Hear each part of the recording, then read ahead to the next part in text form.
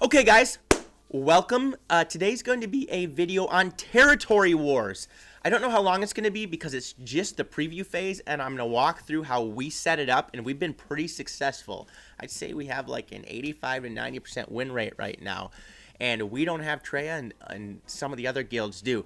A big shout out to the Hod. He's the person that asked me to start doing more territory war videos, and he's absolutely correct. And SWGOH. SWGOH is the person in our guild that organizes and comes up with different defense strategies, different offense strategies, where to attack, when to attack, and we change it up because we're still experimenting, working with what's the best. But man, he puts a lot of time into it, and it's actually a lot of fun. So we're gonna go in here, and again, this is just a preview phase. I'll probably make a video on each phase, or in territory wars in the future, start working on them as well. Now, so front. Bottom. Before we get there, we want to read the abilities affecting the territory, okay? Sinister Spark with Count Dooku, okay? This is with the new Clone Wars kind of, spark that they've added to this territory war right now. I don't know if it's going to change or stay forever. But Count Dooku, Force Lightning ignores protection, deals bonus damage equal to 80% of the target's max health if they already are shocked, and then when he uses a basic, it reduces the cooldown. So I'm not going to want to put Count Dooku on defense necessarily, because he's not a very good defensive character. But when I attack on offense, and I'll get to this, I would definitely want to use Dooku, because he's going to be going, he's going to be countering, and he's going to be getting Force Lightning a lot. He's an average character that can become very, very good when on offense. Then we'll look at Battle Attuned Master of the Force. Granted to Mace Windu. Mace Windu has plus 100% max health, plus 480% max protection, plus 100% counter chance, and is immune to shock, daze, stun. Additionally, when attacking Sith with his basic, Mace deals plus 1000% damage. Whenever Mace suffers damage, inflict expose on all enemies for 2 turns, which can't be exposed. If Jango has exposed, Mace Windu's attack also instantly defeats him. Damage immunity does not prevent this effect. Wow! Can we please have this Mace Windu in the arena? Can he just be this way in the whole game? So again, I'm not going to want to put him on defense because they can control who they attack me with. I'm going to want to use him on offense.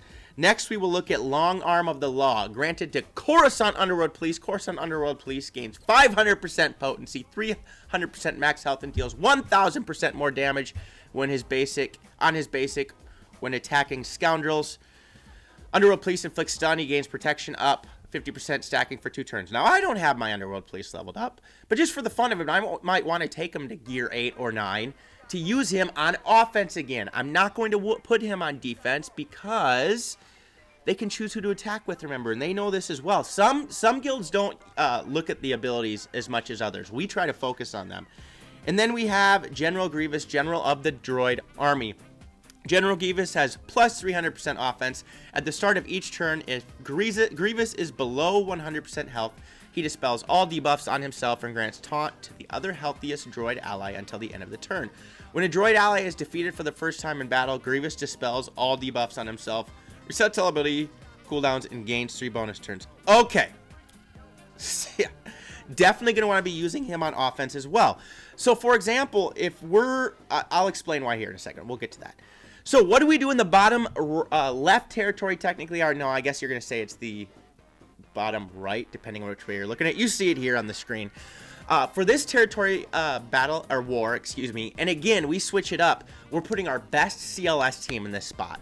90k plus galactic power, and this is where you want your CLS, your Han, your Chewie, your R2, your L3 or Old Ben or General Kenobi. If you don't have Chewie, you want CLS, Han, R2, Chase. If you just your best basically rebel team, which is a CLS team with CLS in the lead.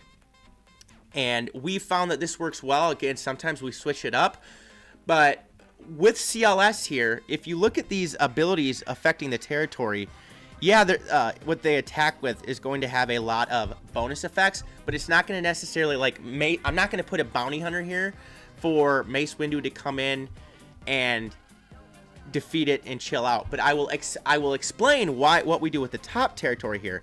We put First Order or Bounty Hunter 80k. Now, we don't really use them on offense, and they're decent defensive teams. So why would we put or a bounty hunter team, especially for those that have Django, in the top slot here? Some of us do have Django. Well, make them use their Mace Windu. Make him use him, get him over with so he doesn't get all that bonus protection. Doesn't mean they necessarily will, but it's a smart move to make. And sometimes we change things up. Sometimes we put our best teams in the front. Sometimes we put our best teams in the second area there. And sometimes we put it in a little bit of each. But we want to try to get them to attack a certain territory based on what's there, what power they have. Hopefully we want them to attack the First Order Bounty Hunter territory because it's weaker than the CLS, but please come at our CLSs if you have it, okay? And again, in future territory wars, I'll be going over why we placed our defense here, but if you're a guild leader, take notes, say, hey, this is how they did it, let's see if it works for us, and then I'll be giving more strategies as well. So let's look right behind our CLS territory. We have leftover JTR or CLS rebels. So here's why we do the leftover JTR or CLS rebels. The reason we have to look at that is because our CLS team is our boss teams right here. So what are we going to put behind our First Order and Bounty Hunter team? We're going to put our best JTR teams, the best Jedi Training Raid teams. So they're going to get through Bounty Hunters, First Order. They're going to have to use decent teams to get through them. They really can't use the crap teams. And now they're going to face a wall of JTRs, one of the best players in the game. Okay? There you go. So now, why would we want to put, our leftover JTR or CLS or Rebels in this spot? Because they're going to have a harder time getting through our CLS 90K here. So they're going to have to choose, okay, do we want to attack the CLS top part 90K, and then when we deal with that, we can go over the leftover JTR or CLS or Rebels, depending what you have left over, and we say 80K plus, because they're going to take a beating doing the CLS teams.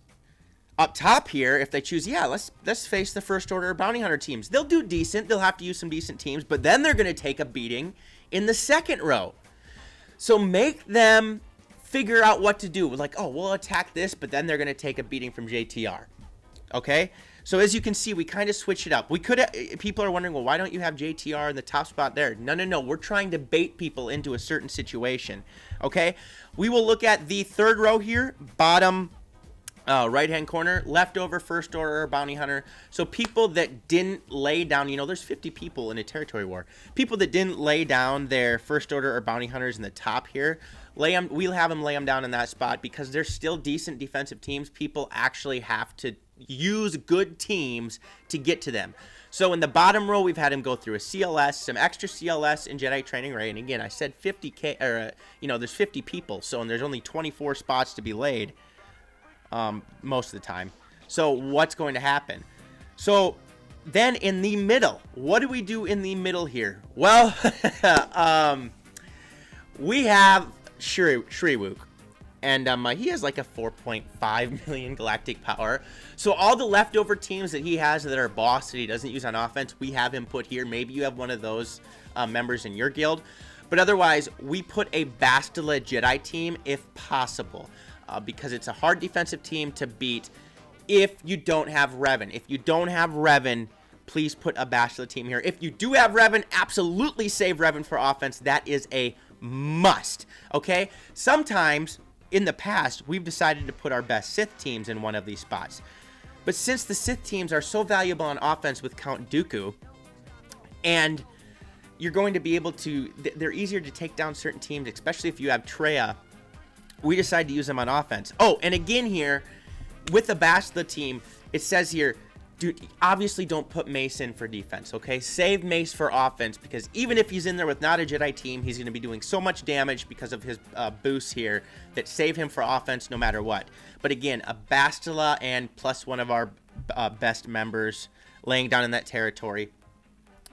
And then we have the First Fleet territory. This is where we put our best ships. We're going to make them eat through us here, okay? And that's why a lot of us have Houndstooth, not at 7-star, but that's okay. It makes them use their great fleets because it's hard to beat a Houndstooth.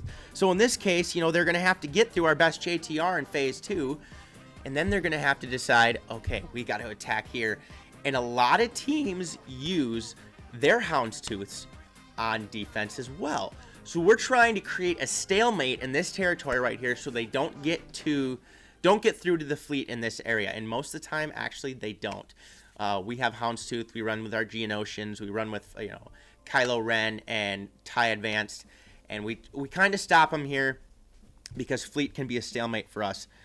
And, they're going to get to choose here. So after they beat JTR or after they beat the leftover JTR CLS, they're still going to have to use some good teams here on offense to get through the Bastila teams and Shri, and then sometimes we'll communicate in our chat saying, hey, let's put this team down there, let's do this, we know that they're a Treya guild, let's do this. Most teams are that we face. So then what are we going to put in the bottom right hand corner here? This is our Phoenix teams. Most people do this, guys. This is simple. In the bottom back, I guess this is back left-hand corner. Let's put it this way. This is like the southwest corner, okay? In the southwest corner here, as you can see on the screen, we put Phoenix teams. I usually don't run Ezra in my Phoenix team because I like to use him on offense because he's absolutely boss. But most people have, Hera, Chopper, Sabine, Kanan, Zeb, and they usually have them around 70k if not higher because they're a team that most people level up to get Thrawn. So just throw your Phoenix teams in there. Again, they're going to have to use... Phoenix can actually do well on defense, especially against Night Sisters. And actually, we're going to get to that. Night Sisters, we always save for offense. And then in the very back, throw the rest of your Phoenix into. Again, with 50 people and 24 spots used in each spot, half of the people can put the rest of their Phoenix there. And then in the south or northwest corner, we do our second best ships. Usually, sometimes we put our third best ships because we save some of our second best ships to try to attack their ship fortification. But before the battle starts, we'll look at the teams that we're facing and go, okay, should we attack the south front, the north front? We'll decide what to do, and then we usually make a decision and just go after it. But there, guys, that is one template of how to lay your teams in territory war. I'm not saying it's perfect for you. Some people don't have as high-powered teams as we do. But again, I'm going to be coming out with different strategies, different teams, and I'm going to walk you guys through this. So tomorrow there'll be a video, or maybe even later today, on our laydown phase. So you can see what's going on, the prep stage. I can't think of what it's called right now. And then definitely we're going to show you how this works on offense. And definitely, please use the abilities affecting the territory, guys. Even if you have an average Mace Windu, he's going to be able to do so much damage. He has, how much protection does he have? And then, like I said, when we get to the attacking phase, I'll show you how we walk through this, how we attack. But this should be a good general template, or one of them. We have many, of how to lay down your defensive teams. It does involve strategy. We just don't lay our best teams down in the front. We don't have in one section go, oh, we're going to throw our JTR, our CLS, and our Emperor Palpatine teams. We have a strategy behind it, okay? So I hope you enjoyed the first part here. This is the video. I hope you enjoyed the video. If you did, please smash the subscribe button, like the video as well. Click the notification bell so you can be notified to every single video that I post. I'm putting a link to my Discord server and Patreon page in the description below, so please check that out. Otherwise, peace out, and may the Force be with you.